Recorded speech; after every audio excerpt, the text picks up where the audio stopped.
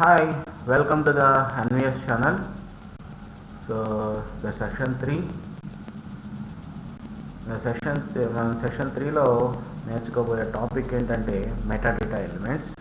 Okay, so ఈ topic complete అయ్యేటప్పటికి మీరు నేర్చుకునే కోర్స్ అవుట్కమ్స్ ఆ టాపిక్ అవుట్కమ్స్. ఓకే, సో ఏమంటే one, understand the purpose of different metadata tags. Okay, so మనం మెటాడేటా ట్యాగ్స్ పర్పస్ ఏంటి చూసాము. Okay, so each tag purpose ఏంటి, ఓకే, అండ్ ఆ ఈచ్ ట్యాగ్ని ఎలా యూసేజ్ చేస్తాం అనే రెండు స్కిల్స్ విత్ ఎగ్జాంపుల్తో గెయిన్ చేస్తారు. Okay, so without delay will go with the topic.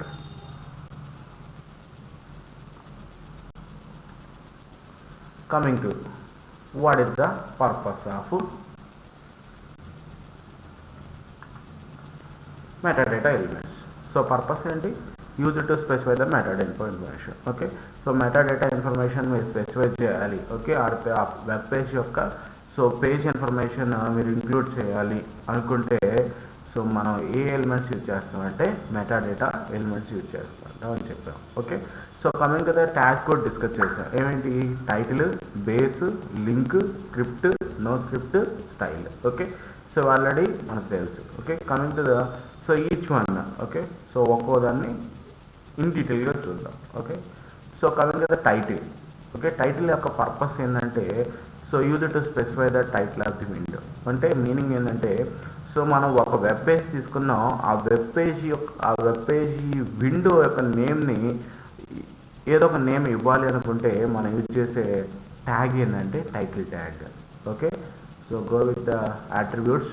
So class, ID, language వీటన్నిటిని మనం ఏమంటాం అంటే గ్లోబల్ అట్రిబ్యూట్స్ అంటాం. ఓకే, సో అట్రిబ్యూట్స్ అంటే క్లాస్ యొక్క ప్రాపర్టీస్. ఓకే, స్టూడెంట్ అనే క్లాస్ తీసుకుంటే స్టూడెంట్ రోల్ నెంబర్, నేము. ఓకే, సో అలాగే ఇక్కడ టైటిల్ అనేది class.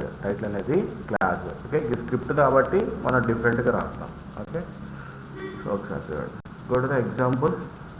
So title, page title.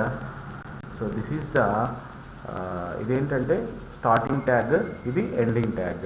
Okay, ఈ మధ్యలో మనం విండో నేమ్ ఏదైతే ఇవ్వాలనుకుంటున్నామో అది ఇవ్వచ్చు. ఓకే, సో పేజ్ టైటిల్ ఇవ్వచ్చు, బ్రౌజర్ అని ఇవ్వచ్చు, లేదా మీ నేమ్ ఇవ్వచ్చు. ఓకే, సో ఏదైనా ఇవ్వచ్చు. ఓకే, సో మీరు ఒక ప్రాక్టికల్ ఎగ్జాంపుల్కి వెళ్దాం. సో ఇక్కడ చూడండి. సో కంపల్సరీ ఇక్కడ ఉన్న రూల్ ఏంటంటే సో మెటాడేటా ఇన్ఫర్మేషన్ ఏదైనా కానీ కంపల్సరీగా దేంట్లో రాయాలంటే హెడ్ ట్యాగ్లో రాయాలి. హెడ్ ట్యాగ్లో రాయాలి. ఓకే, సో ఇక్కడ చూడండి టైటిల్. మనం ఇప్పుడు డిస్కస్ చేస్తున్న ట్యాగ్ ఏంది? టైటిల్. ఓకే, సో టైటిల్ ఎందుకు?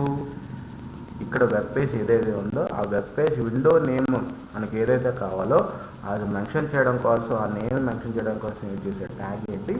Title tag. ఓకే, సో ఒకసారి ఇక్కడ చూడండి. So browser. ఓకే, సపోజ్ నేను ఇక్కడ పేరు చేంజ్ చేస్తున్నాను కృష్ణ. ఓకే, ఇక్కడ ఏ నేమ్ వచ్చింది? కృష్ణ.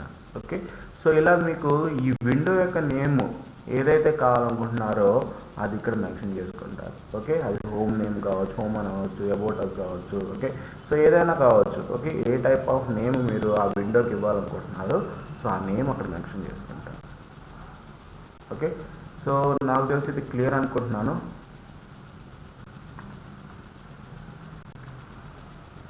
ఓకే,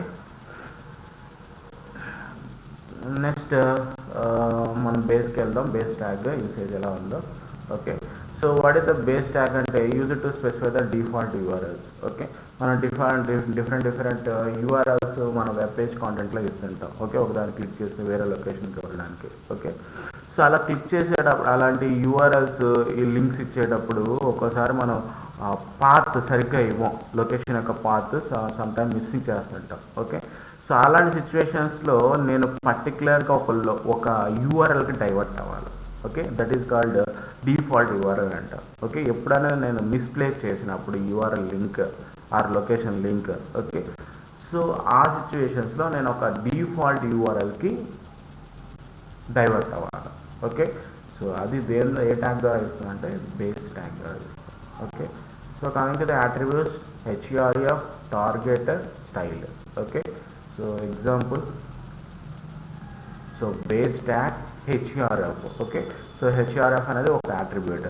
సో దీంట్లో వాల్యూస్ ఏమి ఇస్తాం అంటే లొకేషన్ యొక్క అడ్రస్ ఇస్తాం. ఓకే, అంటే URL. Okay, so this is the default URL. Default URL ఇవ్వాలంటే దేంట్లో ఇవ్వాలంటే కంపల్సరీగా బేస్ ట్యాగ్లో మాత్రమే ఇవ్వాలి. ఓకే, సో ఎప్పుడైతే మనం లింక్లు యూజ్ చేసేటప్పుడు ప్రాపర్గా లింక్ ఎప్పుడైతే మిస్ అయిందో అది ఈ యూఆర్ఎల్కి డైవర్ట్ అవుతుంది. Okay, so coming to the target. Okay, target ఎందుకంటే అది బ్లాంక్ పేజ్లో ఓపెన్ అవ్వాలా అంటే న్యూ పేజ్లో, ఆర్ అదే పేజ్లో ఓపెన్ అవ్వాలా, సో లేదా న్యూ పేరెంట్ పేజ్లో ఓపెన్ అవ్వాలా, అలా మీరు డిఫరెంట్ వాల్యూస్ ఇస్తే సో అది డిఫరెంట్గా ఓపెన్ అవుతుంది. Okay, so coming to the example, real world sorry practical example. So ఇక్కడ చూడండి, దీన్ని మనం యాంకర్ ట్యాగ్ అంటాం. ఓకే, సో ఇక్కడ యాంకర్ ట్యాగ్లో ఇక్కడ లొకేషన్ సరిగ్గా ఉందా, ఇక్కడ లొకేషన్ సరిగ్గా ఇవ్వాలి, ప్రాపర్ లొకేషన్, ప్రాపర్ యూఆర్ఎల్ అనేది ప్రాపర్గా లేదు. ఓకే, సో ఇలాంటి సిచ్యువేషన్స్లో ఇక్కడ దీని మీద HTML బేస్ ట్యాగ్. ఓకే, ఇక్కడ లింక్ వచ్చింది కదా, సో ఇది క్లిక్ చేసినప్పుడు యాక్చువల్గా ఎక్కడికి వెళ్ళాలా, దీనికి డైవర్ట్ అవ్వాలా. ఓకే, కానీ ఇక్కడ లొకేషన్ సరిగ్గా ఉందా, లేదు, యూఆర్ఎల్ సరిగ్గా ప్రాపర్ యూఆర్ఎల్ లేదు. ఓకే, సో ఆ సిచ్యువేషన్స్లో అది ఎక్కడికి డైవర్ట్ అవుతుందంటే ఈ లొకేషన్ డైవర్ట్ అవుతుంది. ఓకే, మీరు ఎక్కడైనా రాయండి, ఓకే, ఏదైనా రాయండి. ఓకే, ఎప్పుడైతే ప్రాపర్గా ఇవ్వలేదో సో అది ఒక యూఆర్ఎల్కి డైవర్ట్ అవుతుంది. ఆ యూఆర్ఎల్ని మనం ఏమంటాం అంటే డిఫాల్ట్ యూఆర్ఎల్ అంటాం. ఓకే, సో ఆ డిఫాల్ట్ యూఆర్ఎల్స్ రాయాలి అనుకుంటే ఏ ట్యాగ్ యూజ్ చేస్తామంటే బేస్ ట్యాగ్ అనేది యూజ్ చేసుకుంటాం. ఓకే, ఒకసారి క్లిక్ చేయండి, కంపల్సరీ దేంట్లోకి వెళ్ళిందంటే ఈ లొకేషన్ డైవర్ట్ అవుతుంది. You can see. So what is the location, w3schools.com. Okay, so this is the URL. okay, so I hope that ఇది కూడా క్లియర్ అనుకుంటున్నాను పర్పస్.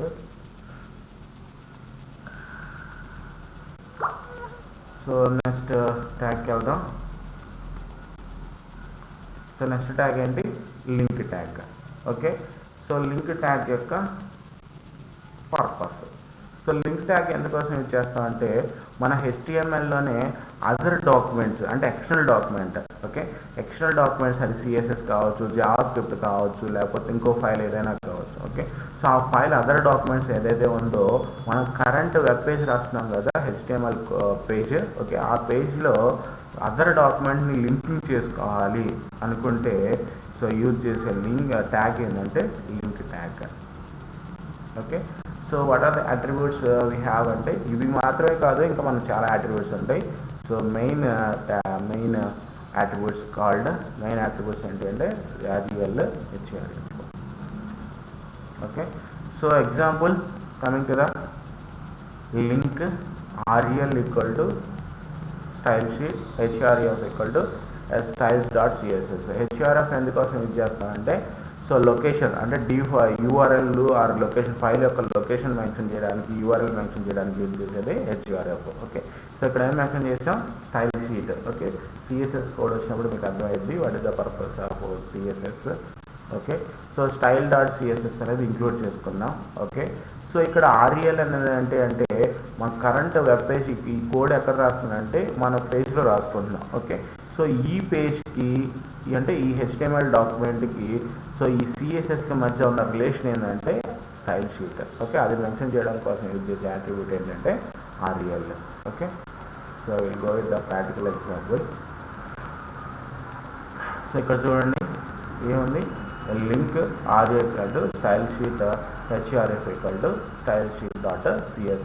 ఓకే, మనం రాసిన కరెంట్ డాక్యుమెంట్ ఇదే కదా. ఓకే, సో ఇది మన current document.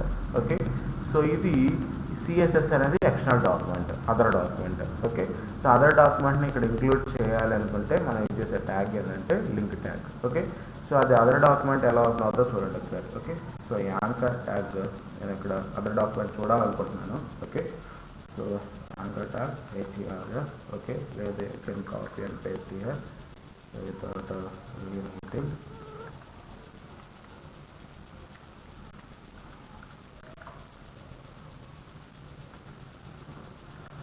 I want to see the file. Okay, ఆ ఫైల్ చూడాలనుకుంటున్నాను. So I'm writing location. So నేను యాంకర్ ట్యాగ్ క్లోజ్ చేసుకుంటాను. ఓకే, సో సో ఇది ఓపెన్ ట్యాగ్, ఇది క్లోజింగ్ ట్యాగ్. ఓకే, సో ఇప్పుడు రన్ చేయండి. ఇక్కడ ఏమొచ్చింది, లొకేషన్ వచ్చింది. ఓకే, సో లింక్ క్లిక్ చేశాను. ఓకే, ఈ లింక్ క్లిక్ చేస్తే అది దేనికి వెళ్ళాలా, ఈ స్టైల్ షీట్కి వెళ్ళాలి. ఓకే, సో ఇదేంది అందర్ ఫైల్, ఇదేంది సిఎస్ఎస్ ఫైల్, ఇది file CSS file. Okay, so ఇది హెచ్టిఎంఎల్ ఫైల్. ఓకే, సో ఈ సిఎస్ఎస్ ఫైల్ని ఈ హెచ్టిఎంఎల్ ఫైల్లో ఇంక్లూడ్ చేయాలనుకుంటే, లింక్ చేయాలనుకుంటే మనం యూజ్ చేసే ట్యాగ్ ఏంది, link tag. Okay, so style dot CSS, ఇది స్టైల్ డాట్ సిఎస్ఎస్ అనే ఎక్స్టర్నల్ ఫైల్. ఓకే, దాన్ని లింక్ చేయాలనుకుంటే మనం యూజ్ చేసే ట్యాగ్ ఏంటంటే link tag. Okay, so I hope that ఇది కూడా క్లియర్ అనుకుంటున్నాను, ఈ స్కిల్ కూడా గెయిన్ చేసేది అనుకుంటున్నాను. Coming to the next tag, script tag. Okay, so script tag ఎందుకు అంటే, సో మీరు use to declare the script. Okay, so మీరు జావా స్క్రిప్ట్ రాస్తుంటారు కదా, సిఎస్ఎస్ జావా స్క్రిప్ట్ రాసేటప్పుడు, జావా స్క్రిప్ట్ నేర్చుకున్నప్పుడు, ఓకే, ఆ స్క్రిప్ట్ నేను హెచ్టిఎంఎల్ పేజ్లోనే రాయాలి. ఇందా చూసాం కదా హెచ్టిఎంఎల్ పేజ్, ఆ హెచ్టిఎంఎల్ పేజ్లోనే so I want add script. Okay, script add చేయాలనుకుంటున్నాను, script JavaScript code add చేయాలనుకుంటున్నాను. ఓకే, సో ఆ సిచ్యువేషన్స్లో ఆ స్క్రిప్ట్ కోడ్ అనేది ఏ ట్యాగ్లో రాయాలంటే స్క్రిప్ట్ ట్యాగ్లో రాయాలి. ఓకే, సో స్క్రిప్ట్ ట్యాగ్కి సమ్ ఆఫ్ ది అట్రిబ్యూట్స్ ఏంటంటే type SRC. Okay, so example చూడండి ఇక్కడ. సో టైప్లో ఏమి ఇచ్చాం, సో ఫస్ట్ ఎస్ఆర్సి కనండి. సో ఎస్ఆర్సి అంటే ఫైల్ యొక్క లొకేషన్. ఓకే, సో ఫైల్ ఏ ఫైల్ ఇంక్లూడ్ చేయాలనుకుంటున్నానంటే f.js అనేది JavaScript file. Okay, so ఆ ఫైల్ని ఇంక్లూడ్ చేయాలనుకుంటున్నాను ఈ కోడ్లో. ఓకే, లేదా స్క్రిప్ట్ అనేది డైరెక్ట్గా ఇక్కడ ఇంక్లూడ్ చేసుకోవచ్చు. Okay, so or type equal to, so ఇది అనేది మనం ఇచ్చిన ఫైల్ అనేది ఏ టైప్, టెస్టా జావా స్క్రిప్టా. ఓకే, అది ఇండికేట్ చేయడం కోసం యూజ్ చేసేది type attribute. Okay, SRC file include చేయడం కోసం source. So with the practical example. Okay, so ఇక్కడ చూడు, సో మనం స్క్రిప్ట్, ఇది స్క్రిప్ట్ కోడ్, ఇది code script code. Okay, so ఆ స్క్రిప్ట్ కోడ్ని నేనేం చేయాలనుకుంటున్నాను, మన హెచ్టిఎంఎల్ డాక్యుమెంట్లో ఇంక్లూడ్ చేయాలనుకుంటున్నాను. ఓకే, సో ఆ స్క్రిప్ట్ ఫైల్ కానీ ఏదైనా కానీ ఇంక్లూడ్ చేయాలి అనుకుంటే కంపల్సరీగా అది దేంట్లో ఇంక్లూడ్ చేయాలంటే స్క్రిప్ట్ ట్యాగ్లోనే మెన్షన్ చేయాలి. Okay, so to indicate it is a scripting language, JavaScript language. Okay, so అది ఇండికేట్ చేయాలంటే కంపల్సరీగా ఏ ట్యాగ్స్ యూజ్ చేయాలంటే స్క్రిప్ట్ ట్యాగ్ అనేది చేయాలి. Okay, so I hope that it is also clear the purpose of the script tag with usage example. Okay, so go with the no script. So no script ఎప్పుడు use చేస్తామంటే, what is the purpose అంటే, so ఇప్పుడు Java script code రాసాం కదా script ట్యాగ్లో. Okay, so కొన్ని browsers ఏంటంటే Java script కోడ్ని support చేయదు. ఓకే, సో ఆ సిచ్యువేషన్స్లో నేను ఒక మెసేజ్ డిస్ప్లే చేయాలనుకుంటున్నాను.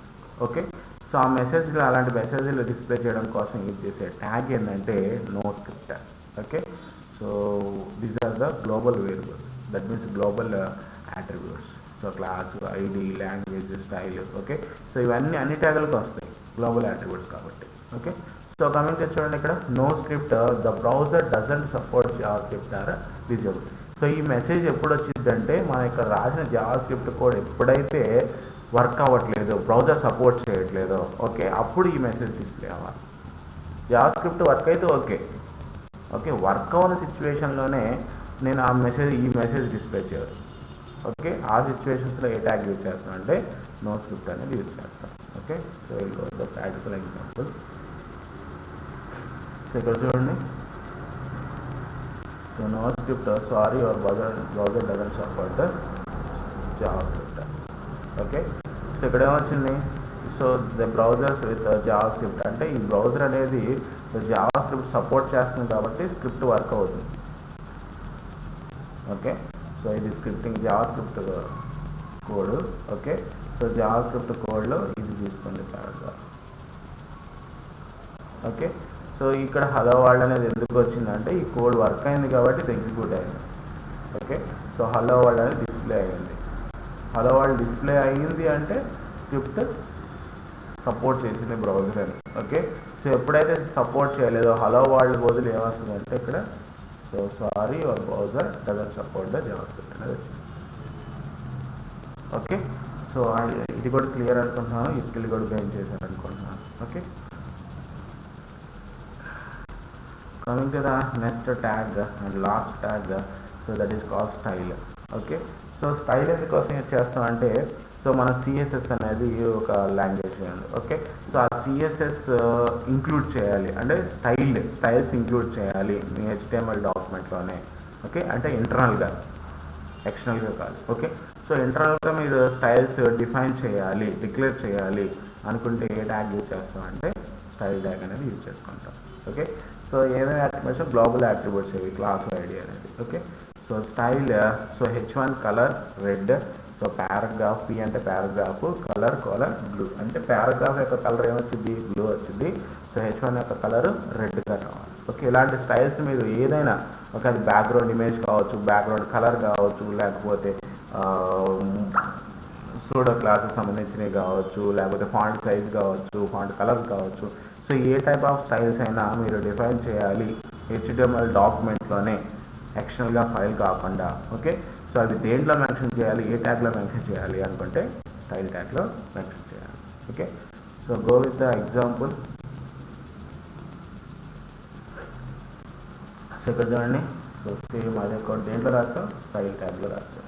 ఓకే, సో ఇక్కడ ఇచ్చిన H1 అనేది ఇది మీకు సిఎస్ఎస్ చెప్పినప్పుడు అర్థం అవుద్ది. Okay, so leave it. So ఇలాంటి కోడ్ దేంట్లో రాయాలంటే సిఎస్ఎస్ కోడ్ స్టైల్ ట్యాగ్లో రాయాలి. ఓకే, సో ఇది దేనికి అప్లై అయింది, so this is head, so ఇది పారాగ్రాఫ్ ఏ కలర్లో వచ్చింది, బ్లూ కలర్లో వచ్చింది, సో H1 అనేది రెడ్ కలర్లో వచ్చింది. ఓకే, సో ఇలాంటి స్టైల్స్ అనేది డిఫైన్ చేయాలంటే కంపల్సరీగా ఏ ట్యాగ్లో రాయాలంటే స్టైల్ ట్యాగ్లోనే రాయాలి. ఓకే, సో ఈ స్కిల్ కూడా మీరు గెయిన్ చేశారనుకుంటున్నాను. ఓకే,